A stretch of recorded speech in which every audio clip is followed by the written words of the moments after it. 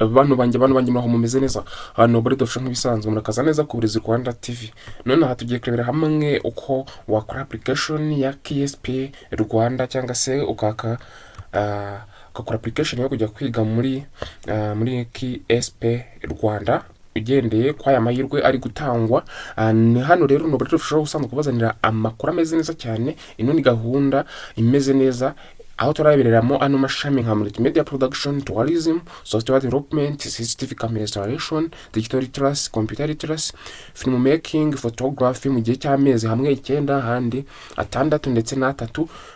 Amahirwe arimo inzira y'ibicamo byose kugira ngo ube wabona amahirwe yo kuba wasaba kwiga bino bintu. Muhawe ikaze rero Uburezi Rwanda TV. Niyo mpamvu yo kwanza kwaranyura muri none tangaza asigaye tambereka hano uko muri buze kubikora, uko ducreating account tukakora login tugasoza application muri KSP Rwanda cyangwa se Kigali Polytechnic. So muhawe ikaze rero hano ku Uburezi Rwanda TV hamwe na Uburezi Official. Nubwo bamugeze kuri YouTube channel kandi subscribe funguriza gira kandi like comment tujye tubana igihe cyose. Hano niho amakuru aca igihe cyose ajyanye n'uburezi hano mu Rwanda.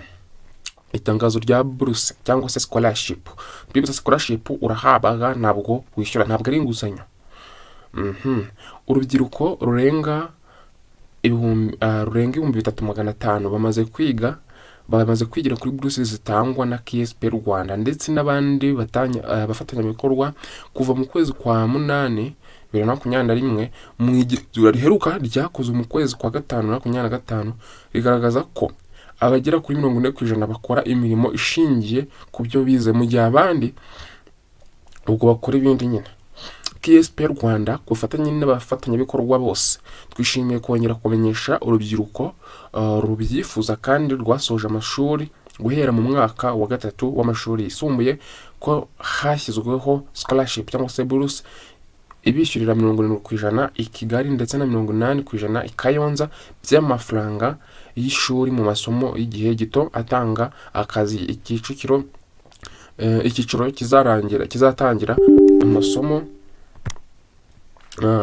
kizatangira amasomo kuri tariki 5 z'ukwezi kwa 2025 January intake cyangwa se ejo bundi n'ubundi mu kwa mbere ku tariki 5 mu mashami akurikira ariyo ngiye guhita mbabwira hano: Multimedia Production amezi 9, Tourism and Hospitality amezi 9, Software Development amezi 10. Muri Software Development niho kwigiramo gukora by'ama website n'ibiki. Digital CCTV Camera Installation amezi 6, kwesitara kamera z'umutekano. Digital Security, Digital Literacy cyangwa se Computer Literacy amezi 3. Filmmaking and Video Production amezi 3. Photography and Photography Design and Graphic Design amezi 3. Ibisabwa kugira ngo urubyiruko rusabe kwiga kuba ari umunyeshuri asabwa kuba afite indangamanota cyangwa se report y'icyiciro cy'amasomo arimo. Kapera nk'umuntu wasoje senior agomba kuba afite result slip. Abantu muguru no kubona amanota mwagize ya result slip munyandikira. Umunyeshuri ufite diplome, certificate cyangwa result slip na kasho. Nta bizamini bisabwa. Abanyeshuri basaba kwiga kuri buruse ibishyurira 80 Kayonza na 70 Kigali uretse ibyangombwa birimo diplome, result slip cyangwa indi certificate. Ubwo indi certificate yaba akarusho. Abanyeshuri batujuje ibisabwa bemerewe gusaba kwiga bishyurira 100% by'amafaranga y'ishuri. Aburumvikana ko umuntu afite ibyangombwa we nta process irimo no kwishyurira. Ubwo rero mushobora kumbwira mwebwe mudafite ibyangombwa byuzuye nkabafasha kubishaka. Ikitonderwa gusaba kwiga bizarangira ku wa 3 tariki 31 kwa 12 2025. Murumvikana ko ari minsi 10. Usaba kwiga yifashisha website ya mis.ksp.rwa/application. Murebe link pinned muri comment. Akuzuza ibisabwa uburyo bwo kwa applyinga murabusanga kuri website ya wishyura.ksp.rwa muri announcement. Gusaba kwiga application fees cyangwa se application fees, usabwa kwishyura 2,000 uwemerewe kwiga. Kwiyandikisha ni 5,000. Abanyeshuri bifuza kwiga bacumbikirwa, hari amacumbi abagenewe ku ishami rya Kayonza, bakishyurira ikiguzi cy'icumbi ryonyine. Ababyifuza bose barasabwa gukora application kare, kuko imyanya nishira gusaba kwiga bizakorwa mbere y'amatariki yavuzwe haruguru. Birumvikana ko nubwo bari iminsi 10 umyanya ushobora kuzura bagahita baparika. Abazemererwa kwiga bose bazatangira amasomo ku tariki 5 z'ukwezi kwa 2026. Ibiro bikuru bya KSP Rwanda biherereye mu mujyi wa Kigali Centre Saint Paul, hafi ya Sainte Famille Hotel. Kayonza ni mu kigo cy'urubyiruko imbere y'umurenge wa Makrange. Nimero ushobora guhamagara hano bazishyizeho.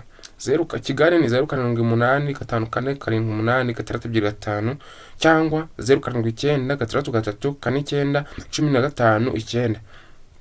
Kayonza 0796359202 cyangwa 0792424101. Ngayo nguko rero twinjire noneho muri uko application mugomba kuyikora. Mwumva yuje muri Google yawe, muri search engine ukandikamo gutya,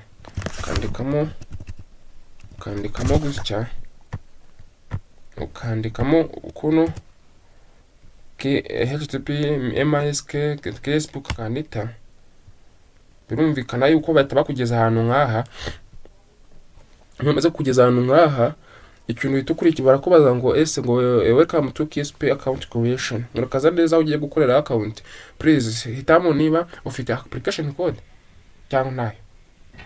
Abo ifite ugahitamo yes, aba ntayo ugahitamo no. Then kubera ntayo dufite badukande no. Hitamo no, uraza wuzuza ibi bisabwa hano byose, amazina, phone, nurangiza ukore create account, nuza gusoza ukore login usoza application. Ugize ikibazo wanyandikira cyangwa ukamamagara kuri telefone yanjye murayizi, kambabwire ngo umunsi mwiza, Imana ibarinde, mukomeze gutegura iminsi mikuru myiza. Bye bye, God bless you, Imana ibarinde.